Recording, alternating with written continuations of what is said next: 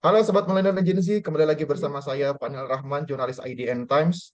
Nah, pada kesempatan kali ini kita akan berdiskusi, berbincang seputar isu paling panas di dunia yang terjadi sejak akhir pekan lalu, yaitu serangan dadakan Hamas atas Israel yang memicu konflik terbuka di jalur Gaza. Nah, sudah ada bersama kita Duta Besar Republik Indonesia untuk Yordania dan Palestina yang berkedudukan di Aman, Bapak Ade Patmo Sarwono. Assalamualaikum, Pak. Assalamualaikum, gimana kabarnya, Mas Feni? Alhamdulillah, kabar baik. Bapak gimana kabarnya, Pak? Alhamdulillah juga baik. Ya, mudah-mudahan kita selalu diberikan kesehatan dan keselamatan.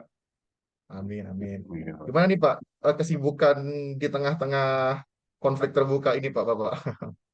Ya, cukup sibuk karena kita kan memonitor perkembangan di Palestina, baik itu di Gaza maupun di tepi barat. Ya. Nah, namun kita hanya bisa monitor dari jauh karena kita sendiri kan tidak bisa masuk ke wilayah yang sedang diduduki Israel. Tapi kita juga melakukan komunikasi dengan ada warga kita WNI yang ada di Gaza. Ya, jadi dari sejak kemarin pagi kita sudah intens komunikasi dengan WNI kita yang di Gaza maupun juga sumber-sumber informasi yang kita bisa dapat akses. Pak Dubes, eh, banyak hoax yang bertebaran seputar isu ini, Pak. Nah, mungkin Hmm. boleh dijelaskan terlebih dahulu, Pak, sebenarnya apa yang terjadi di sana, Pak? Jadi sebetulnya yang dilakukan oleh Hamas ini bisa dikatakan suatu akumulasi dari aksi tindakan aparat keamanan Israel maupun utamanya pemukim Yahudi yang ada di tepi barat yang sering melakukan tindakan yang merendahkan atau mengabaikan hak-hak warga Palestina.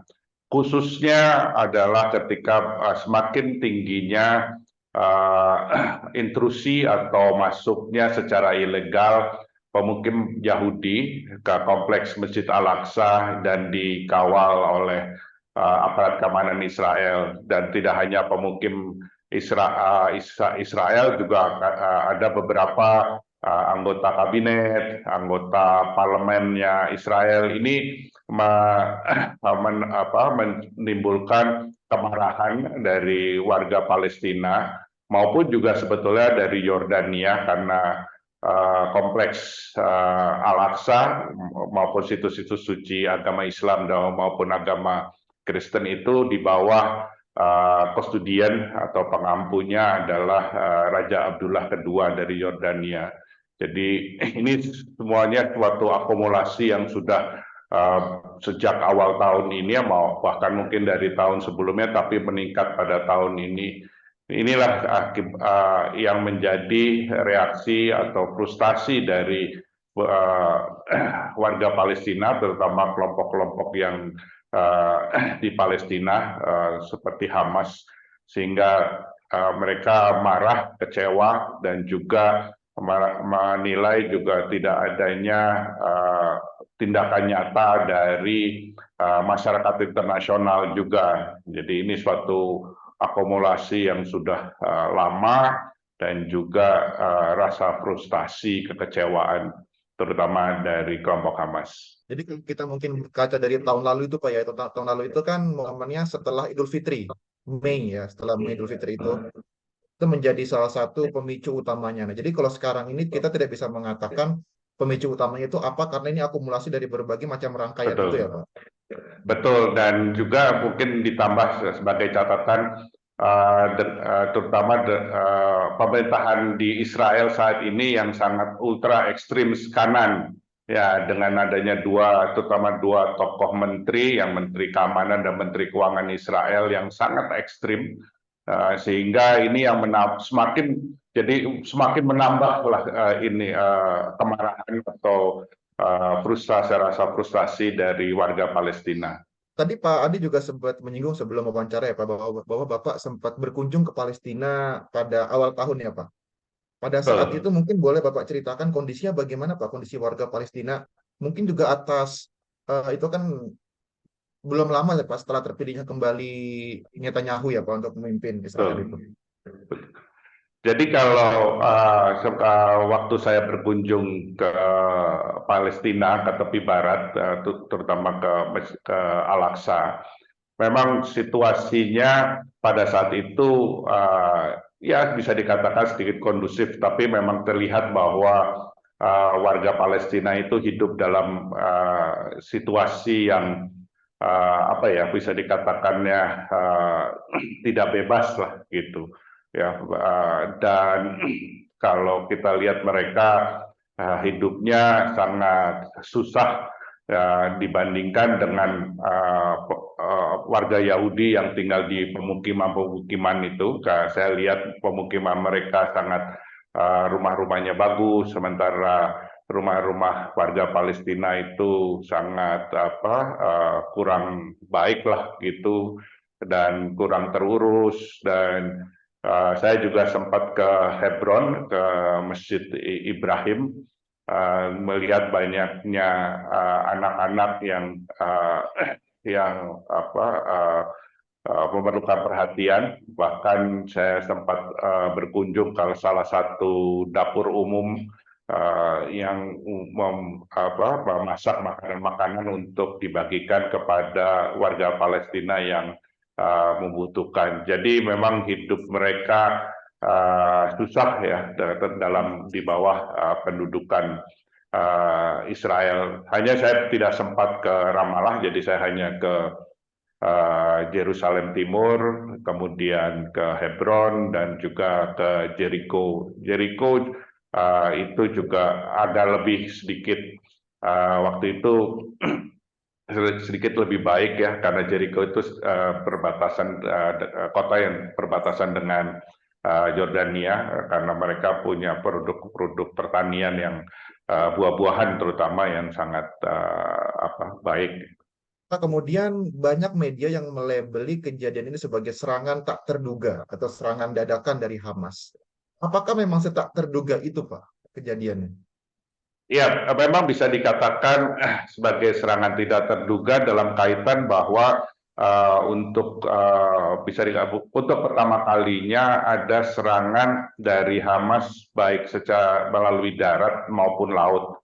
Biasanya yang dilakukan oleh Hamas itu adalah meluncurkan roket-roket ya ke wilayah Israel, tapi pada kali ini tidak hanya meluncurkan roket-roket, tapi juga melakukan infiltrasi di darat dan sempat menguasai atau mungkin masih ada yang dikuasai beberapa pos-pos penjagaan, pos perbatasan maksud saya, maupun beberapa daerah di Israel. Jadi ini memang merupakan suatu serangan yang sangat mengejutkan. Dan tadi kalau dikaitkan dengan apa inti permasalahannya, penyebabnya yaitu tadi salah satunya adalah terkait dengan intrusinya pemukim Yahudi ke Al-Aqsa. Oleh karenanya operasinya sendiri kalau diterjemahkan itu operasinya disebut Al-Aqsa flood atau ada yang menyebutkan Al-Aqsa Typhoon. Jadi memang ini sebagai bentuk rasa kekecewaan terhadap intrusi Yahudi, pemukim Yahudi ke Masjid Al-Aqsa. Kemudian di berita juga narasinya Pak itu kan ribuan roket dari Hamas dari Gaza menghujani Israel. Apakah Hmm. memang sebanyak itu roketnya dan dari mana sih Pak mereka dapat roket itu setahu Bapak? Kalau jumlahnya memang ada conflicting ya. Hamas mengklaim itu ada 5.000 roket, sementara Israel mengatakan hanya ada 2.500 roket ya. Jadi kita tidak tahu sebenarnya berapa roket yang diluncurkan. Demikian pula juga saya juga mungkin bagaimana dia dapat memperoleh roket itu. Saya hanya duga itu mungkin buatan sendiri ya, roket-roket itu buatan sendiri. Ya mesti diketahui sekarang kan lebih mudah ya dengan adanya sosial media, YouTube atau dari internet itu belajar buat hal-hal yang seperti itu. bukan hal yang sulit lagi. Sumber-sumber informasi kan tidak sulit lagi, dan itu bisa mungkin saja mereka dari belajar dari situ, maupun juga materialnya juga mungkin yang ada di sekitar mereka. Ya, terus terang saya tidak tahu bagaimana mereka membuat roket bisa ribuan, ya, yaitu dan bahannya apa, terus terang saya tidak tahu. Tapi melihat dengan adanya arus informasi, internet dan sebagainya, mungkin hal itu semakin mempermudah mereka untuk membuat atau maupun memodifikasi membuat roket maupun senjata lainnya. Kalau melihat dinamikanya Pak dari tahun ke tahun Pak, menurut penilaian Bapak juga yang lebih dekat dari sana, apakah ini adalah bentuk kegagalan intelijen Israel untuk mendeteksi ancaman, atau memang tadi mungkin misalnya Hamasnya lebih canggih, mungkin dari kemampuan mereka merangkai semuanya lebih hebat? Menurut Bapak gimana? Memang itu di beberapa pemberitaan memang ada beberapa analisa ini suatu kegagalan intelijen maupun militer Israel yang selama ini dinilai paling canggih, paling hebat di dunia lah. Ya. Tapi ada saya baca juga dari beberapa pemberitaan maupun dari beberapa analisa, bahwa justru terutama terkait komunikasi di antara Hamas itu menggunakan komunikasi tradisional. Saya tidak tahu maksudnya konvensional, jadi tidak menggunakan, mungkin interpretasi saya, mungkin tidak menggunakan handphone, tidak menggunakan internet, tapi menggunakan komunikasi yang konvensional lah, seperti zaman sebelum ada handphone gitu. Jadi ini yang sepertinya tidak bisa dideteksi oleh intelijen. Demikian pula juga katanya ya mungkin ada mata-matanya Israel di Gaza itu juga tidak bisa mendeteksi, karena melakukan komunikasinya maupun persiapannya lebih tertutup, ya. Mungkin itu yang saya peroleh dari beberapa sumber-sumber media dan beberapa analisa. Memang benar dikatakan sebagai kegagalan intelijen Israel maupun militer Israel untuk melakukan deteksi terhadap serangan ini. Pak Dubes, koreksi Pak bila saya salah. Sekarang kan konfliknya terjadi di jalur Gaza ya Pak. Nah, Betul. ketika konflik di jalur Gaza ini tuh bagaimana Pak dengan kondisi warga Palestina yang mungkin di Ramallah, di Yerusalem, atau di tepi barat, khususnya yang memang dikuasai oleh otoritas Palestina itu Pak? Karena kan kalau pemberitaan kan seolah-olah yang jadi korban hanya yang di Gaza, tapi kita tidak, mungkin Betul. kita sedikit abai terhadap yang di wilayah lain Pak. Nah, itu bagaimana kondisinya Pak? Betul, betul sekali. Memang yang konflik atau konflik bersenjata yang saat ini terjadi ada di jalur Gaza dan juga perbatasan wilayah Israel dengan jalur Gaza. Sementara ini yang saya monitor dari kemarin di tepi barat, termasuk di Ramallah, Yerusalem, Hebron, itu relatif belum ada gejolak, ya. Gejolak dalam arti kata ada suatu konfrontasi bersenjata, ya. Sejauh ini, walaupun aparat keamanan Israel masih juga melakukan aksi-aksi penangkapan, penggusuran, dan terakhir kemarin ada dalam proses penangkapan di salah satu kota di tepi barat mengakibatkan satu anak remaja meninggal dan ada beberapa yang menjadi luka-luka. Memang benar pemberitaannya lebih fokus apa yang terjadi di jalur Gaza dengan perbatasan dengan Israel. Sementara di tepi barat saya tidak bisa mengatakan kondusif, tapi sejauh ini belum ada atau tidak terlihat konfrontasi bersenjata dengan aparat keamanan Israel. Pak, sejauh ini bagaimana Israel merespon serangan dari Hamas ini, Pak? Ya, sejak kemarin pemerintah Israel telah melakukan beberapa serangan udara maupun artileri ke Gaza, dan sekarang dari berdasarkan pemberitaan mereka memang menyiapkan beberapa tentara di sekitar kota-kota yang berbatasan dengan Gaza. Dan nampaknya fokus mereka ingin menguasai kembali beberapa daerah atau kota maupun pos-pos penjagaan, pos perbatasan yang sepertinya, saya tidak bisa mengatakan yakin, tapi sepertinya masih dikuasai oleh Hamas. Jadi responnya dari Israel untuk menguasai kembali beberapa daerah kota, karena saya juga dapat dari pemberitaan masih ada Hamas yang menguasai beberapa kota-kota atau kibbutz ya kalau bahasa ininya Yahudinya, yang masih ada milisi-milisi Hamas di sana. Tadi saya juga sempat membaca berita, Pak, seputar IDF, Israel Defense Force-nya. Mereka mengatakan bahwasanya kita siap untuk mengantisipasi serangan dari utara, yang mana itu berarti merujuk kepada Yordania dan Suriah juga. Nah, apakah memang akan terjadi perluasan konfliknya, Pak, eskalasinya, Pak? Mungkin bisa saya klarifikasi ya, yang maksudnya di utara itu karena sebetulnya khususnya Libanon dan Suriah ya.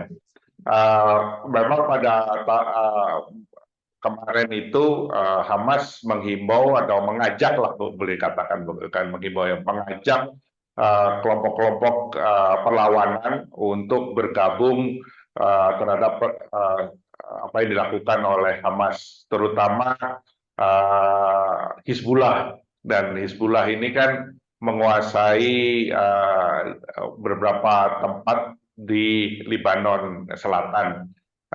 Dan saya baca atau saya memperoleh informasi mereka juga sudah meluncurkan roket-roket ke wilayah Israel di bagian utara ya. Namun saya belum bisa klarifikasi dan juga belum tahu berapa intensitasnya, tapi katanya tadi pagi sempat Hizbullah melancarkan roket-roketnya ke Israel bagian utara. Jadi himbauan yang digaungkan oleh Hamas ini terutama kepada kelompok-kelompok bersenjata ya, yang ada di Libanon, di Syria, karena kan kita sebagai tahu di Syria ini kan masih ada konflik ya, ada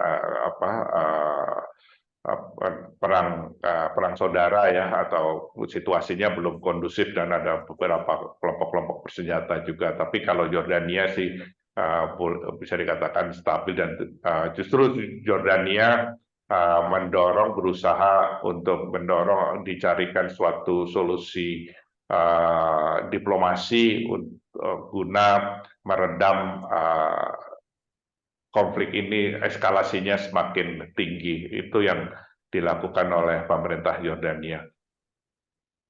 Yang jadi sorotan juga bagi masyarakat Indonesia, Pak, adalah seputar rumah sakit Indonesia, Pak, ya, yang di Gaza yang katanya menjadi target serangan juga. Itu boleh diklarifikasi, Pak? Boleh ceritakan bagaimana kondisinya, Pak? Ya, sebetulnya kalau dibilang target sih mungkin nggak, tapi karena kan roket serangan udaranya yang dilakukan oleh Israel maupun artileri Israel itu kan indiscriminate ya, jadi pokoknya dia tembak aja lah siapa, pokoknya dia bom, dia ini, tapi tidak. Memang ada yang menjadi sasaran, pokoknya memang ada gitu ya, terutama yang diduga fasilitas atau instalasi instalasi militernya Hamas maupun kelompok sayap bersenjata, dan juga kemarin menghancurkan salah satu atau gedung tertinggi di Gaza itu dibom Tapi kan yang lainnya tidak secara integrasi. Jadi termasuk juga ada daerah-daerah perumahan. Jadi, nah, dikaitkan dengan terkait dengan Rumah Sakit Indonesia di Gaza, memang menjadi terkena serangan dari Israel, dan mungkin sudah ada di pemberitaan ada korban yang tewas yang bekerja di warga Palestina yang bekerja di Rumah Sakit Indonesia dan beberapa cedera, dan juga mobil yang operasional dari relawan yang digunakan Indonesia, warga negara Indonesia juga terbakar ya. Sejauh ini memang rumah sakit masih berfungsi, walaupun dengan segala keterbatasannya, terutama suplai obat-obatan maupun alat kesehatan yang diperlukan, mengingat keterbatasan suplainya. Terus terang saya juga belum tahu bagaimana situasi perbatasannya antara Gaza dan Mesir, karena situ adalah satu-satunya pintu untuk barang-barang atau suplai masuk ke Gaza, karena sempat dibuka, sempat ditutup, dan situasinya apakah masih terbuka atau tertutup perbatasan. Yang setahu saya masih terbuka, tapi tetap aja untuk menyalurkannya kan tetap riskan dengan adanya serangan balik dari Israel. Kondisi WNI kita di sana, Pak, ada berapa dan bagaimana kondisi mereka semuanya, Pak? Yang ada di Gaza tercatat ada 13 WNI, yang saya tahu ada 4 mahasiswa, dan sisanya ada relawan. Dan sebentar, saya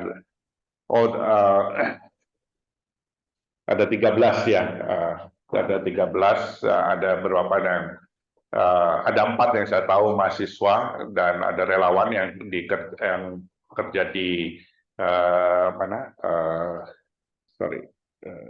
di di rumah sakit ya, di rumah sakit Indonesia gitu. Dan ada juga sebagai relawan, maksudnya yang saya tahu seperti Bang Onim dari NPC itu juga melakukan kegiatan sosial di sana. Mereka aman semua ya, Pak? Nggak ada yang terluka, Pak? Alhamdulillah, so far dari sampai siang tadi saya komunikasi dengan Bang Onim, alhamdulillah masih baik, walaupun dikatakan mereka lebih cenderung untuk yang beberapa relawan itu tinggal di rumah sakit daripada di rumah, karena kayak gitu tadi kita nggak tahu pembomannya itu indiscriminate, tapi sepertinya di rumah sakit harapannya lebih aman. Kemudian Pak, kita kan tahu Pak, Indonesia ini kan memang sangat concern terhadap Palestina.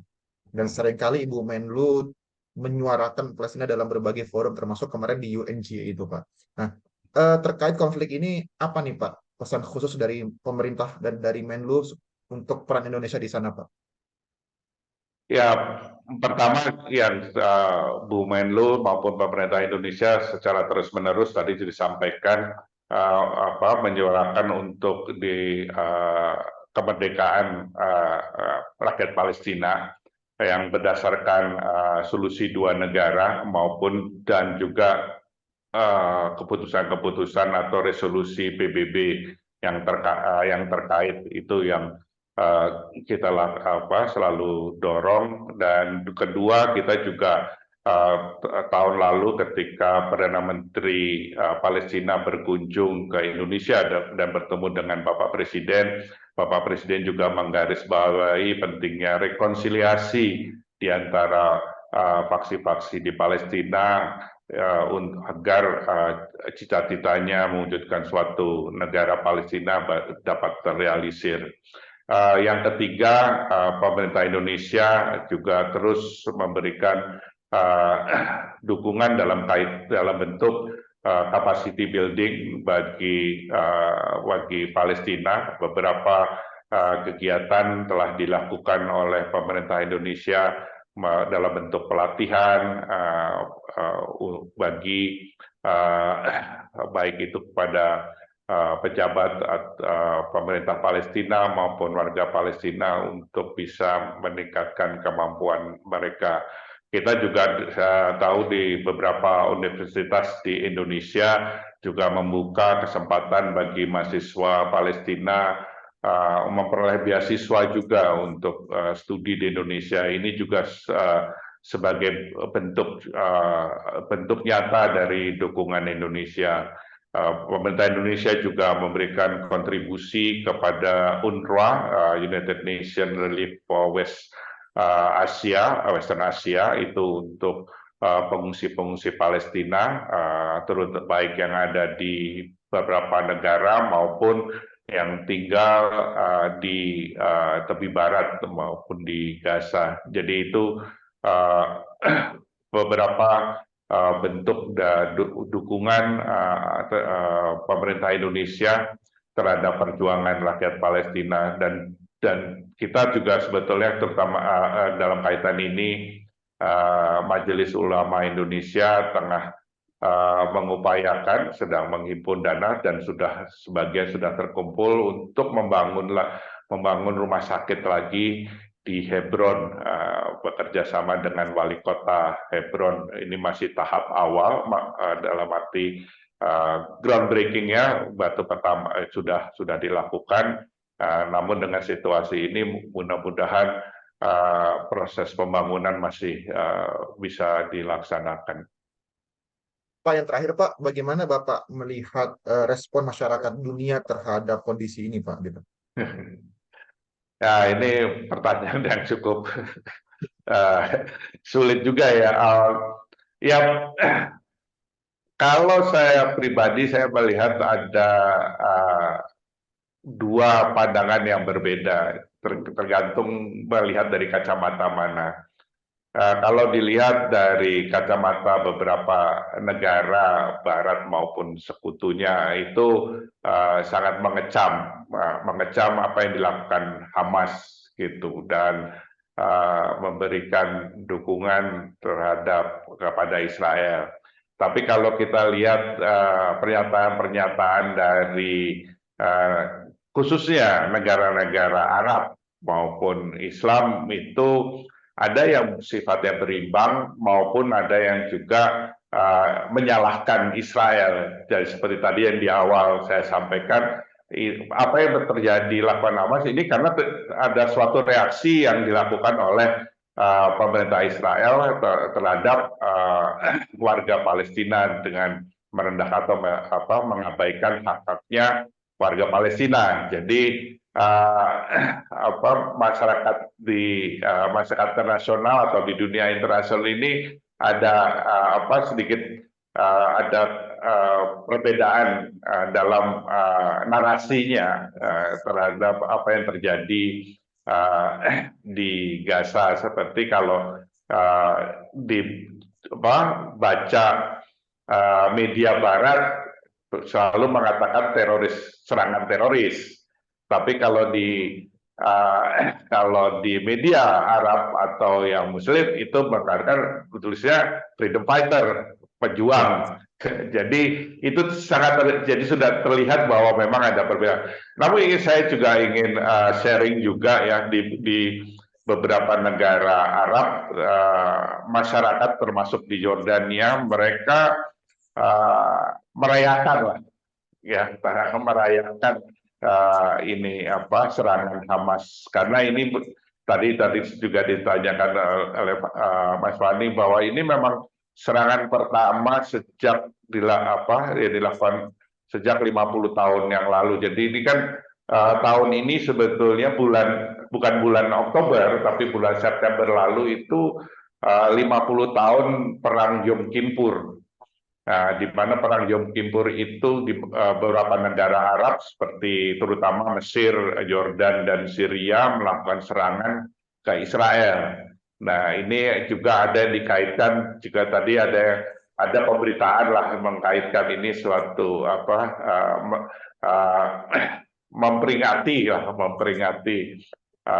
perang 50 perang Yom Kippur 50 tahun yang lalu. Jadi memang di beberapa negara Arab termasuk di Yordania masyarakatnya merayakan ini serangan Hamas ini karena ini untuk sudah lama tidak ada suatu aksi yang dilakukan seperti sekarang ini. Baik, terima kasih Pak Ade atas waktu dan Sama-sama. kesempatannya. Sama-sama. Semoga tetap semangat terus Pak Dubes untuk mengawal Siap, kepentingan Indonesia dan Palestina. siap Sehat ya terus. kita terus monitor yang memang menjadi perhatian kita selain tentunya keselamatan dari WNI kita yang ada di Gaza itu jadi prioritas kita yang utama, dan kedua kita juga terus pemerintah Indonesia berharap upaya-upaya untuk terciptanya solusi damai dari konflik ini dapat terwujud lah, karena kalau wilayah ini damai kan kita juga semua akan lebih baik gitu.